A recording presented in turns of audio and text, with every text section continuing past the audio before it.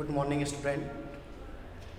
आज का जो टॉपिक हमारा वह है पुष्पीय पौधों में लैंगिक चरण। इससे पहले मैंने आपको बताया कि एक लिंगी और द्विलिंगी, यानी कि एक लिंगी किसे कहते हैं,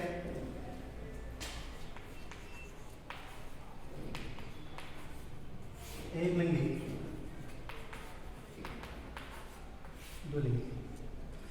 एक लिंगी ऐसे पौधे जिसमें केवल या तो नर जनन अंग या मादा जनन अंग में से केवल एक क्या होता उपस्थित होता है, उसे हम क्या कहेंगे, एक लिंगी कहते हैं। अब द्विलिंगी किसे कहते हैं? ऐसे पौधे जिनके पुष्प में नर जनन अंग और मादा जनन अंग दोनों उपस्थित होते हैं, उन्हें हम क्या कहते हैं, द्विलिंगी कहते हैं। अब देखिए, अधिकांश पौधे जो होते हैं वो क्या होते हैं, द्विलिंगी होते हैं। और जैसे अगर हम बात करते हैं, जैसे गुड़हल है, सरसों, सूर्यमुखी, मटर आदि कैसे होते हैं, ये द्विलिंगी पौधे होते हैं। कैसे होते हैं, द्विलिंगी। इनमें नर जनन अंग और मादा जनन अंग यानी कि दोनों क्या होते हैं, प्रेजेंट होते हैं। दूसरा बात हम करते हैं एक लिंगी। अब जो जंतु होते हैं, अधिकांश जंतु क्या होते हैं, एक लिंगी होते हैं, लेकिन पौधे सामान्यतः कैसे बताया मैंने, द्विलिंगी होते हैं। कुछ पौधे ऐसे जैसे लौकी, पपीता, करेला, खरबूजा, तरबूजा, ककड़ी आदि क्या होते हैं, ये एक लिंगी होते हैं। अब बात करते हैं पुष्पीय पौधों में लैंगिक जनन किस प्रकार से होता है। सबसे पहले देखिए, पुष्प की संरचना को देखते हैं। पुष्प की संरचना में सबसे बीचों बीच जो सेंट्रल पोजीशन पर होता है उसे बोलते हैं हम स्त्री केसर। स्त्री केसर देखिए किस प्रकार से बनाएंगे।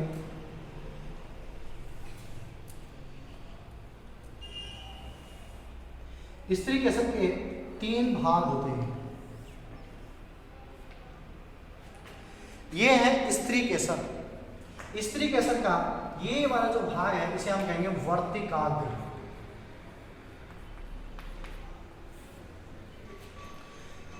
दूसरा भाग वर्तिका, और इसका तीसरा भाग इसे बोलते हैं अंडाशय।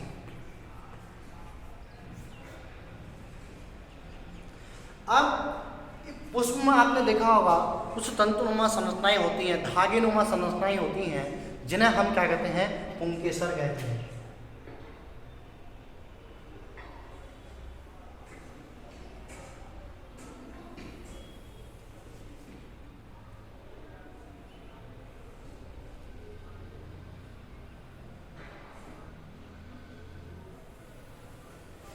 इस प्रकार से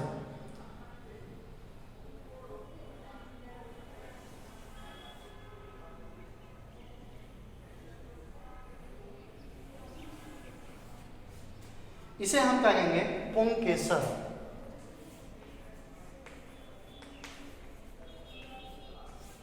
पुंकेसर के समूह को क्या कहते हैं, पुमंग। पुंकेसर के समूह को क्या कहेंगे, पुमंग कहते हैं। और ये इस पुंकेसर के भी 3 भाग होते हैं। सबसे पहले देखिए, ऊपर की जो घुंडनुमा जो संरचना दिखाई देती है इसे कहते हैं परागकोश।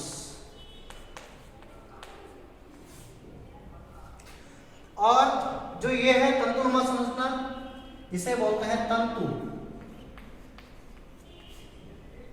और ये परागकोश और तंतु को जोड़ने वाला इसे बोलते हैं योजी।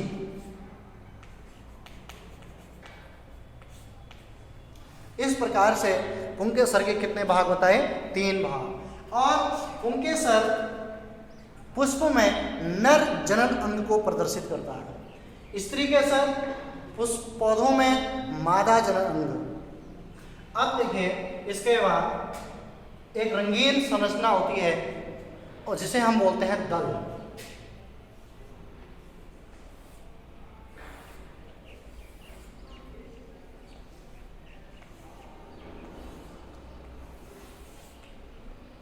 ये वाला भाग जो दिखाई दे रहा है इसे क्या कहेंगे, दल।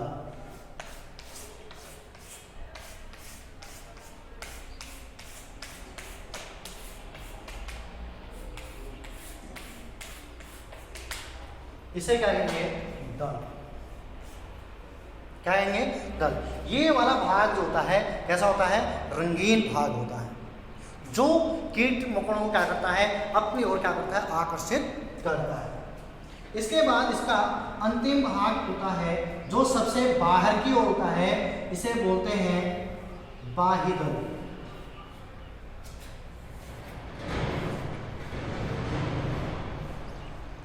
और इस प्रकार की पूरी भी संरचना जो होती है उसको हम क्या कहेंगे? पुष्पासन। इसे तो हम कहेंगे बाह्यदल। बाह्यदल कहेंगे। और इसके नीचे जो भाग पूरा भाग दिखाया इसे कहते हैं पुष्पासन। और इसके नीचे जो व्रंत दिखाई दे रहा है इसे हम क्या कहेंगे? पुष्प व्रंत। पुष्प व्रंत। इस प्रकार से ये पुष्प की क्या है? संरचना। पुष्प के कितने भाग मैंने आपको बताए? पुष्प के 4 भाग होते हैं, जिसमें सबसे पहले क्या है? दल, बाह्यदल। बाह्यदल के बाद दूसरा भाग आता है दल, तीसरा भाग पुंकेसर और चौथा भाग क्या होता है? अंडाशय। ये स्त्री केसर, जिसके 3 भाग यहाँ पर दिखा रखा मैंने, अंडाशय, वर्तिका और वर्तिकाग्र। यहाँ लिखते हैं स्त्री केसर। ये हो जाएगा इसका चौथा भाग। अब देखिए सबसे पहले बाह्यदल का क्या कार्य होता है? आपने देखा होगा कि बाह्यदल कैसा होता है? हरा होता है, जो पुष्प की कलिकावस्था में क्या करती है? उसकी सुरक्षा करती है, बाह्य आगंतुक से उसकी क्या करती है? सुरक्षा करती है। अब ये हरा होता है, हरा होने के कारण इसमें क्या होता है? क्लोरोफिल उपस्थित होता है, और ये क्लोरोफिल उपस्थित होने के कारण यह पुष्प की कलिकावस्था में सुरक्षा करने के साथ साथ भोजन का निर्माण भी करता है, यानी कि प्रकाश संश्लेषण की क्रिया के दौरान ये भोजन बनाने में भी सहायक होता है। इसके बाद इससे ठीक अगला भाग क्या होता है? उसे हम बोलते हैं दल। दूसरा भाग क्या है? दल। दल कैसा होता है? ये रंगीन भाग होता है। यह जीव जंतुओं को क्या करता है? अपनी ओर आकर्षित करता है। जैसे कीड़े मकोड़े होते हैं, कीटों को आकर्षित करने के लिए ये भाग कैसे होते हैं? रंगीन। और दल के समूह को, या दल के समूह को क्या कहते हैं? दल चक्र। क्या कहते हैं उसको? दल चक्र। उसके बाद इसका अंतिम भाग आता है पुंकेसर। अब देखिए पुंकेसर ये तंतुनुमा संरचनाएं होती हैं, और ये जिसे हम नर जनन अंग कहते हैं, और जो दल के द्वारा क्या होता है? ये अंदर क्या होता है? सुरक्षित रहते हैं। ये पुंकेसर के 3 भाग मैंने अभी आपको बताए, जिसमें पहला परागकोश, दूसरा योजी, तीसरा क्या होता है? तंतु। अब देखिए जो परागकोश होते हैं, इन्हीं परागकोश में क्या बनते हैं? परागकण बनते हैं। क्या बनते हैं? परागकण, जिसे हम नर युग्मक भी होते हैं। और प्रत्येक परागकण से क्या होता है? 2 नर युग्मकों का निर्माण होता है। कितने नर युग्मकों का निर्माण होता है? यहाँ पर 2 नर युग्मकों का निर्माण होता है। उसके बाद अंतिम भाग होता है स्त्री केसर, जो पुष्प के बीचों में सेंट्रल में क्या होता है? स्थित होता है। इसे हम मादा जनन अंग कहते हैं। इसके भी 3 भाग होते हैं, वर्तिकाग्र, दूसरा वर्तिका, और तीसरा भाग क्या होता है? अंडाशय। तो अब इसमें देखिए परागण की क्रिया किस प्रकार से संपन्न होती है, इसको ध्यान से समझेंगे। परागकोश से परागकोश से परागकणों का वर्तिकाग्र में पहुंचने की क्रिया क्या कहलाती है? परागण कहलाती है। जब ये परागकण यहाँ पहुंचते हैं तो वर्तिकाग्र जो होता है उसमें श्लेष्म पदार्थ स्त्राव जो है वो चिपचिपा होता है, जिसके कारण वो परागकण जो होता है वहां यहाँ पर चिपक जाता है, और चिपचिपे पदार्थ के कारण ये परागकण जो है वह अंकुरित होता है, और अंकुरित होकर के यहाँ से एक पराग नलिका निकलती है। इस प्रकार से ये पराग नलिका इस बीजांड में क्या करती है? प्रवेश कर जाती है। अब इस पराग नलिका के माध्यम से इसमें क्या होता है? जो 2 नर युग्मक मैंने आपको बताए, ये नर युग्मक जब इस यहाँ बीजांड में ये पराग नलिका प्रवेश करती है तो यह गल जाती है, या गल जाती है या फिर फट जाती है। फटने से क्या होगा, या इसके गलने से क्या होगा? पराग नलिका के गलने से जो इसमें नर युग्मक थे वो क्या हो जाएंगे? मुक्त हो जाएंगे।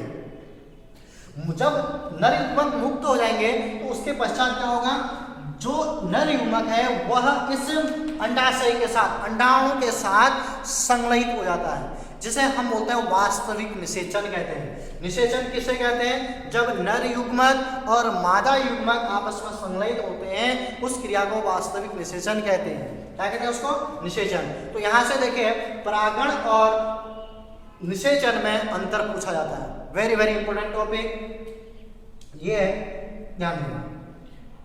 अब बात आती है, देखिए पहला तो हमने क्या बोला, नर युग्मक का मादा युग्मक के साथ संलयन, क्या कहलाएगा? वास्तविक। जो दूसरा नर युग्मक होता है वह इसी में क्या होता है, ध्रुवीय केंद्रक होते हैं। इस ध्रुवीय केंद्रकों के साथ क्या करता है, वह संलयित हो जाता है। तो इस प्रकार से यह 3n, पहला क्या था, द्विध्रुवीय 2n, और जो नर युग्मक था इसमें +n, तो कितना बन जाएगा? 3n। तो ये त्रिसंलयन की क्रिया को क्या करते हैं, पूर्ण करते हैं। तो इस प्रकार से यहाँ पर क्या होता है कि पुष्प में वास्तविक निषेचन और त्रिसंलयन की प्रक्रिया को क्या कहते हैं, दोहरा निषेचन कहते हैं। कभी कभी पूछ लिया जाता है कि पुष्प में दोहरा निषेचन किसे कहते हैं। अब बात आती है कि जो नर युग्मक उस अंडाणु के साथ संलयित हुआ था, जो वास्तविक निषेचन की क्रिया हुई थी, तो उस क्रिया के फलस्वरूप क्या बनता है, युग्मनज। युग्मनज धीरे धीरे भ्रूण में विकसित होता है, और जो त्रिसंलयन की क्रिया के फलस्वरूप भ्रूणपोष बनता है। ये भ्रूणपोष इस भ्रूण के लिए क्या करता है, भोजन प्रदान करता है। धन्यवाद।